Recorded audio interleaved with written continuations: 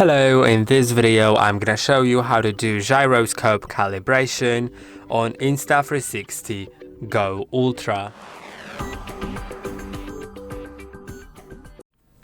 To do it, slide down from the top of your screen, then go to Settings right here and scroll down until you find Gyroscope Calibration.